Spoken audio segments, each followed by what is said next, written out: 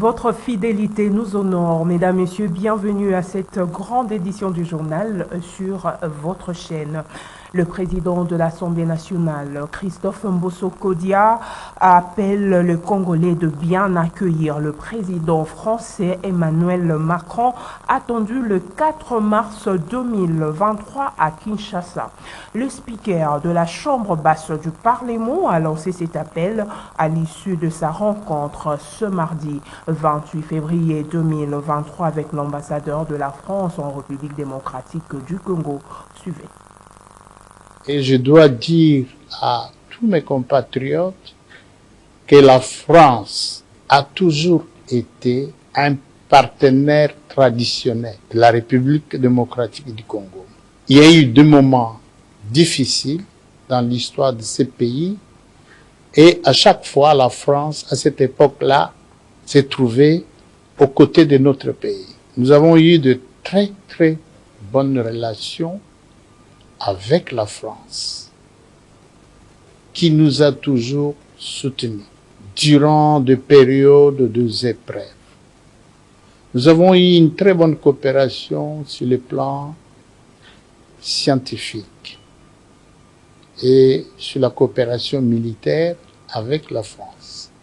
Alors, au cours de cet entretien, après ce passé, nous avons parlé de tout avec Monsieur l'ambassadeur, de tous les sujets, même des sujets pour lesquels notre peuple est mécontent.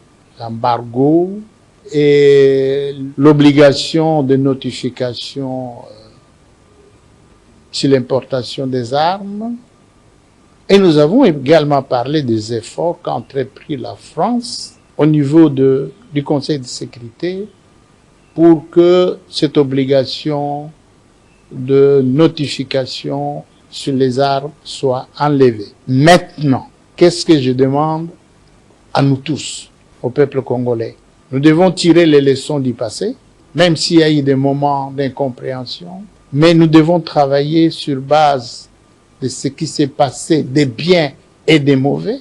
Nous devons construire l'avenir. Or, la France s'est dit, je vais au Congo. Je vais parler avec les présidents congolais.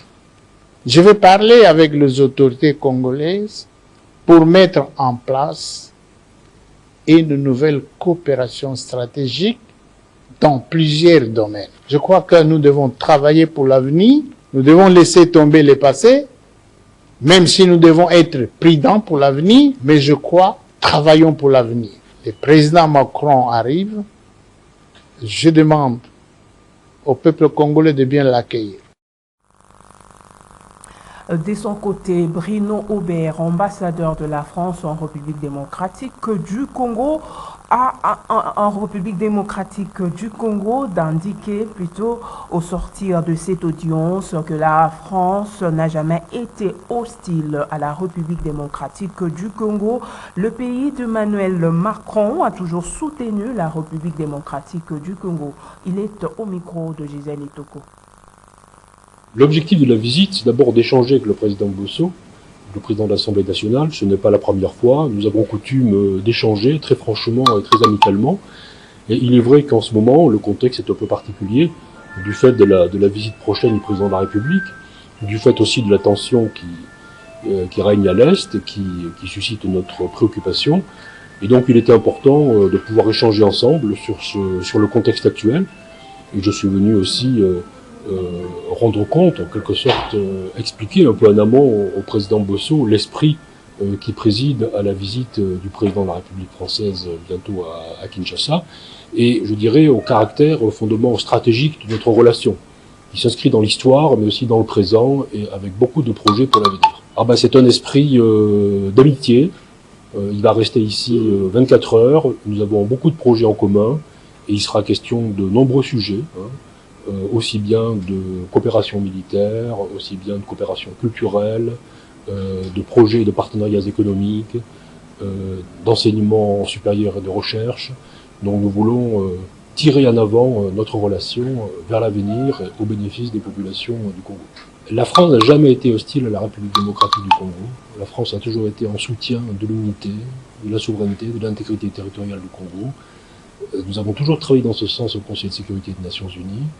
Et c'est la raison pour laquelle d'ailleurs nous soutenons la RDC dans l'exercice de sa souveraineté à travers nos coopérations. Je vous ai parlé notamment, et nous en avons échangé avec le président Bosso, de nos coopérations militaires, des formations que nous avons ici auprès des FARDC qui sont tout à fait conséquentes.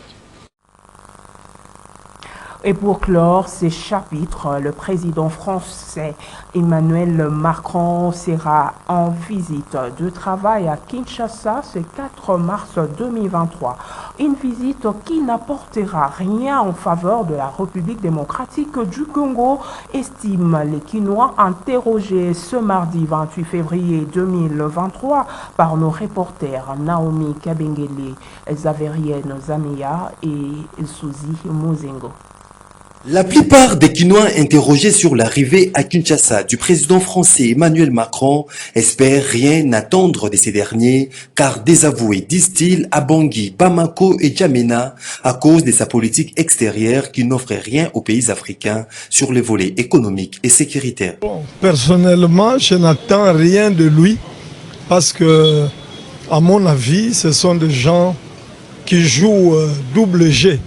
Ce sont des gens en réalité qui ne sont pas pour les Congolais. Alors nous ne voyons pas vraiment du tout la nécessité de sa visite ici. Parce que ce qu'il faut dire que déjà c'est un président qui est désavoué pratiquement dans beaucoup de pays d'Afrique. Nous aimerions qu'il nous apporte d'abord son apport aux vies du peuple congolais. Parce que nous sommes, nous, personnellement, je dirais, étant Bantous, nous ne sommes pas des Nilotiques, nous sommes ni de Maya, mais nous sommes de Bantous, c'est-à-dire nous vivons dans la communauté. Le président français est le bienvenu chez nous. Mais je crois que la France doit changer le fusil d'épaule. Nous sommes dans un monde d'intérêt.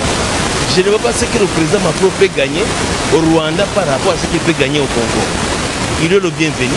Nous attendons qu'il s'implique pour contrer le président Kagame de laisser le Congo tranquille et en particulier mon territoire Mathilde de Massis. Bon, les attentes, j'ai très peu des attentes, puisque j'ai suivi un peu ce qu'il a parlé hier chez eux là. Il s'est adressé à ses concitoyens. Bon, je crois peut-être qu'il y a très peu d'attentes, puisqu'il a parlé que l'Afrique ne sera plus le précaré des Français. C'est ce que peut-être nous, les Africains, on commençait déjà à utiliser. Puisque par exemple dans notre pays, la RDC, ce n'est pas seulement les Français qui faisaient la coopération avec nous. On avait aussi les Chinois, on avait aussi d'autres nationalités qui pouvaient facilement venir auprès de nous. Nous, on n'a jamais été un précaré des Français. C'est un peu ça. C'est pour cela, bon, venir ou pas, il a déjà dit ce qu'il devait dire ici. Parlons processus électoral en République démocratique du Congo. Le plutôt la Commission électorale nationale indépendante CENI a dévoilé ce mardi 28 février 2023 les statistiques provisoires de l'opération d'identification et d'enrôlement des électeurs lancée le 24 décembre 2022 sur l'ensemble du territoire national ainsi que dans les 3 pays étrangers. C'est au cours d'un point de presse tenu par le président de cette institution d'appui à la démocratie, Denis Kadima Kazadi, en son siège à Gambé. Le plus de détails avec John Moukadi et Toti Gumbo.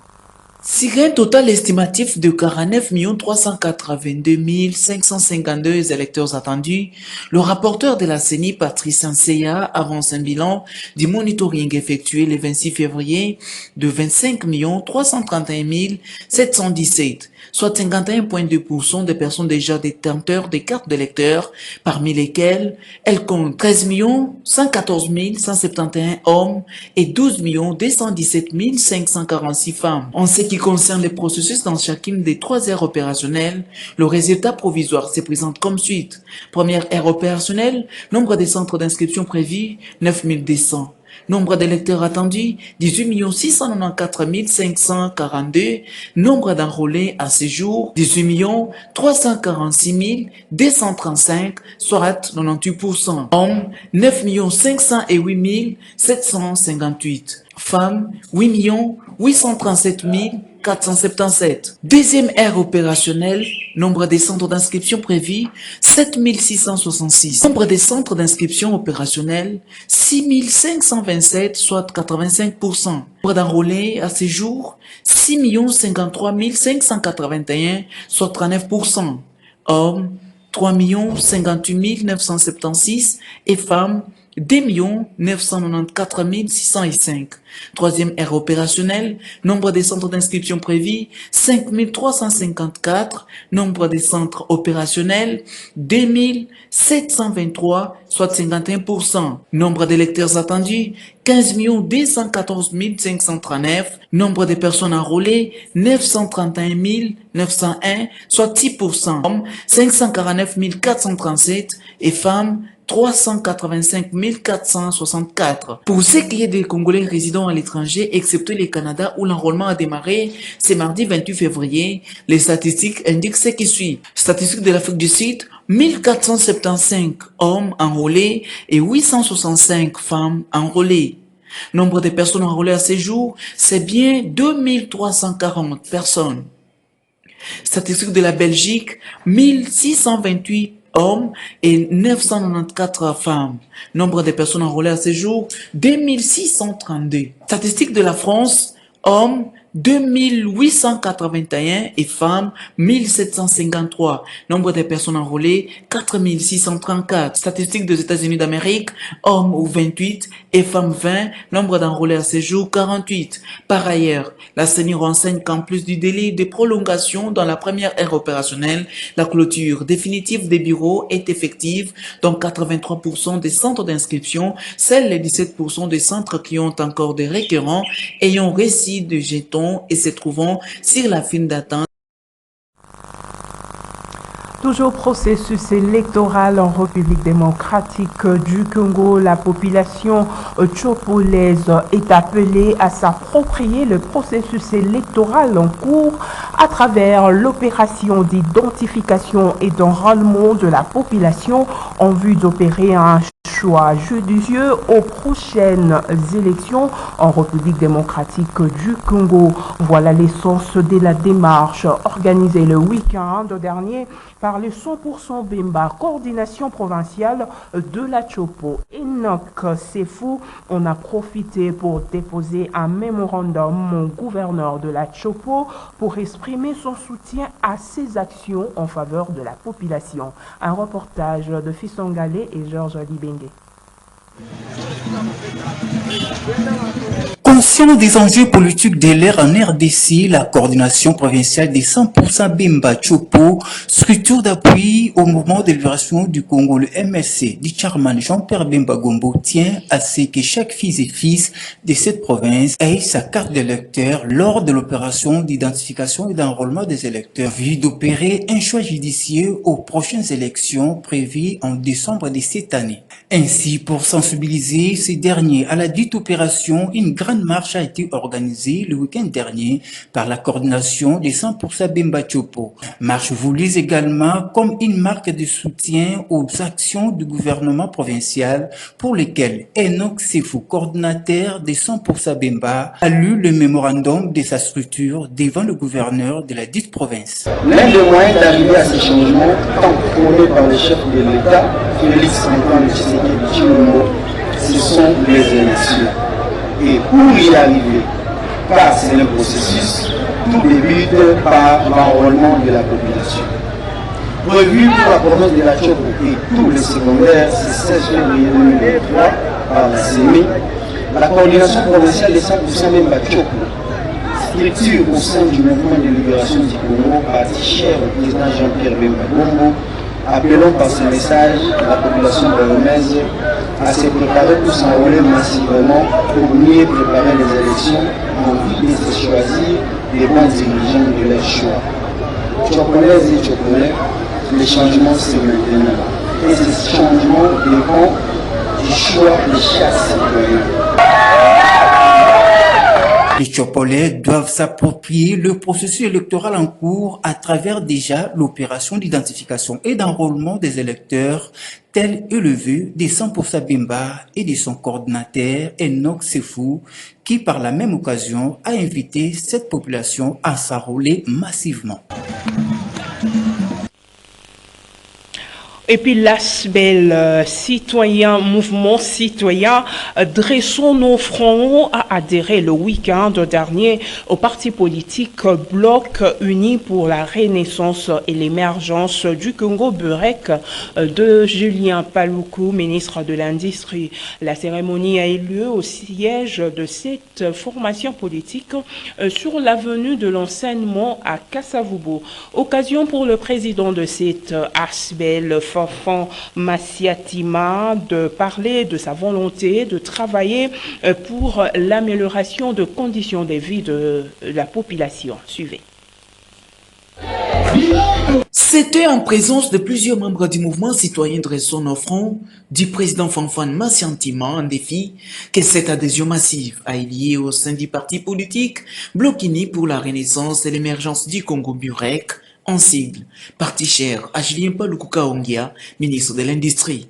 Une adhésion qui vient renflouer les rangs de ces partis avec un nombre important de militantes et militants à l'approche des élections générales de 2023. Cette adhésion constitue un moment de joie pour Fanfan Massiatima qui ne jure que sur l'amélioration des vies des Congolais. On doit mettre en place avec vivacité ces programmes de formation professionnelle et technique créateurs de la main-d'œuvre congolaise.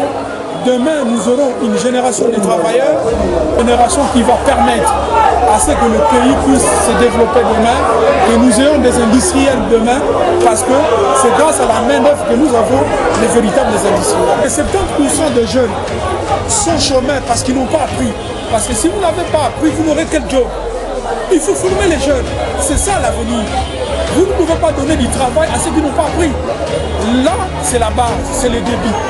Et à long terme, nous demandons, et nous allons nous battre pour que le gouvernement puisse mettre en place un programme ambitieux de construction des écoles, de formation professionnelle technique et développer le secteur industriel avec une main-d'œuvre locale capable, technique et qualifiée. C'est dans une ambiance de joie et de convivialité que s'est clôturée cette manifestation. Félicitations et soyez le bienvenu au sein de la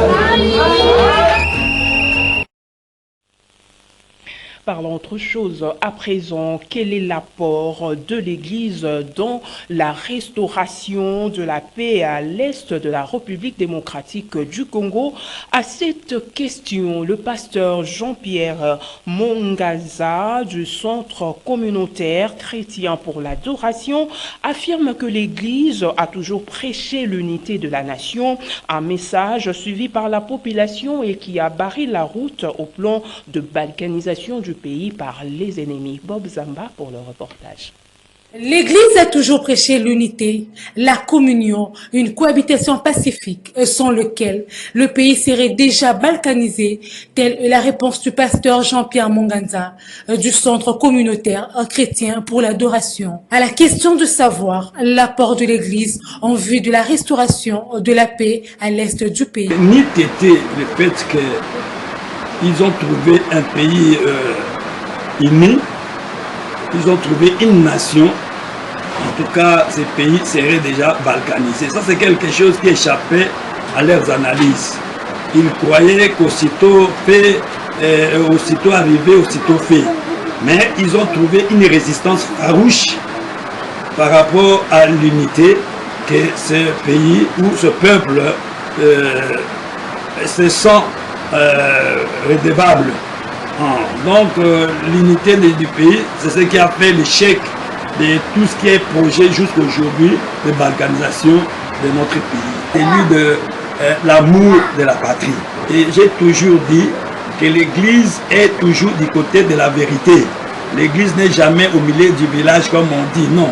L'Église est du côté de la vérité. Là où il y a injustice, l'Église doit condamner ça. Comme cette guerre qui nous a imposé, c'est une injustice. On ne peut pas comprendre que ceux qui meurent ici, c'est de loin plus que ceux qui meurent en Ukraine. En Ukraine, c'est le monde entier qui s'est mobilisé pour mettre fin à cela. bien que la guerre continue. Mais au Congo, c'est comme si ceux qui meurent là, ce sont des bêtes, ce sont des animaux, ce ne sont pas des hommes. Et cela est injuste.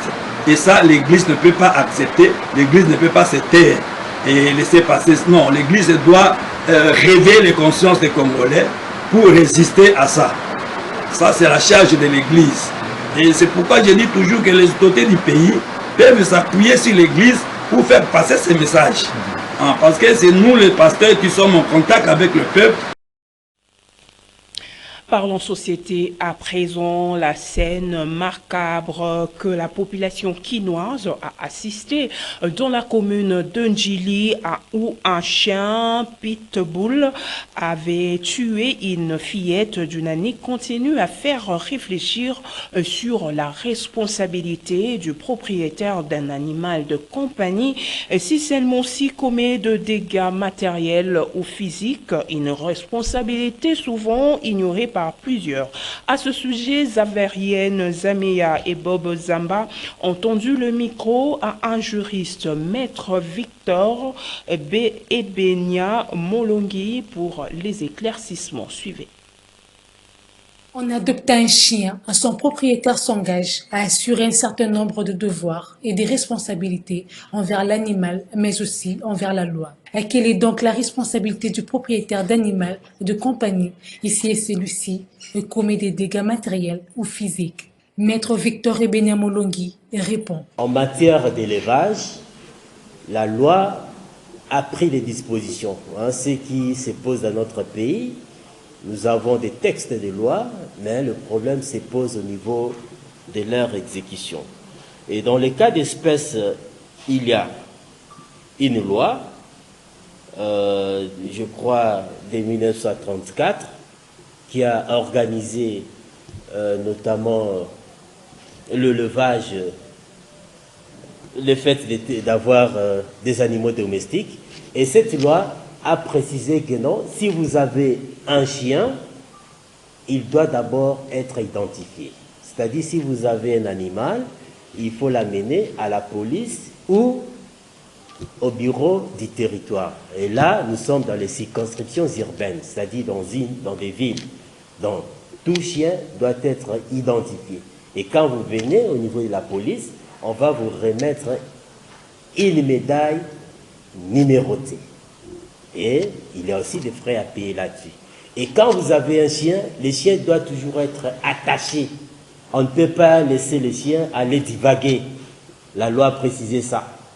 Et dans le cas d'espèce, du fait que les propriétaires de ces chiens n'avaient pas pris toutes les précautions, parce que nous avons aussi y amené des enquêtes là-dessus, ces chiens-là n'ont pas été identifiés comme l'exige la loi. Et aussi, on l'a laissé, il semble que non, les chiens étaient affamés et ils n'étaient pas attachés. Là, déjà, au regard des dispositions de la loi, le propriétaire des chiens est déjà fautif et il engage sa responsabilité aussi bien sur le plan pénal que sur le plan civil.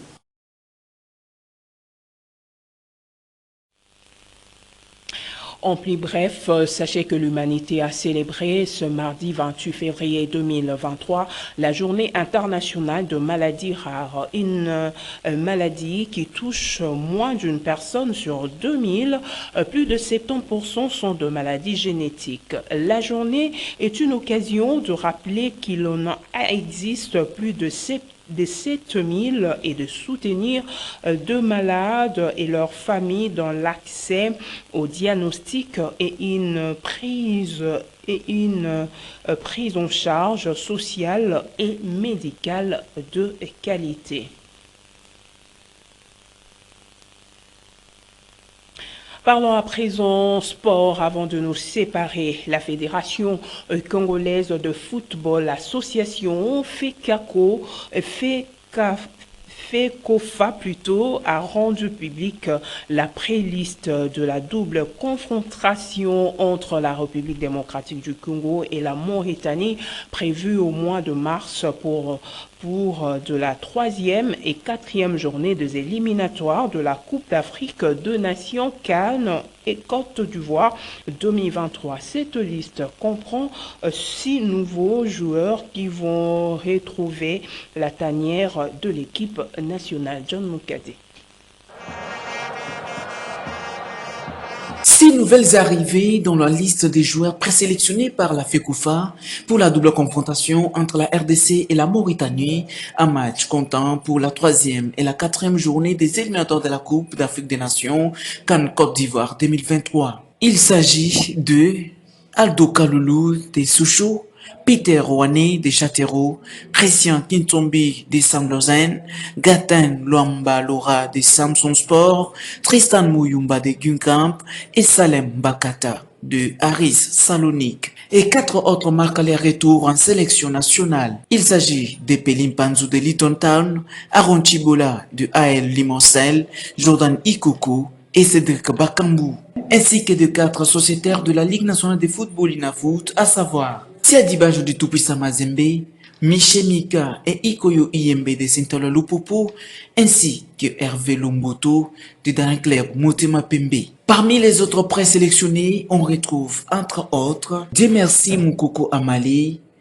Arthur Maswaku, Chancel Bemba, Jordan Kayembe, Jordan Ikoko, Vital Ntimba, Mbakata, Zola, Bokadi, Samuel Batien, Okita, Lusamba, Akulu, Diangana, Bongunda, Kintombi, Edokayembe, Makabili Lepo, Balikwisha, Mutusami Samuel, Meshak Elia, Aaron Tibola, Piston Kalala Mayele, Gaël Kakuta, Person Mouleka, Yohan Wissa et Katomba. Pour rappel, la RDC recevra la Mauritanie vendredi 24 mars à Lubumbashi pour les matchs de la 3e journée de cette double confrontation.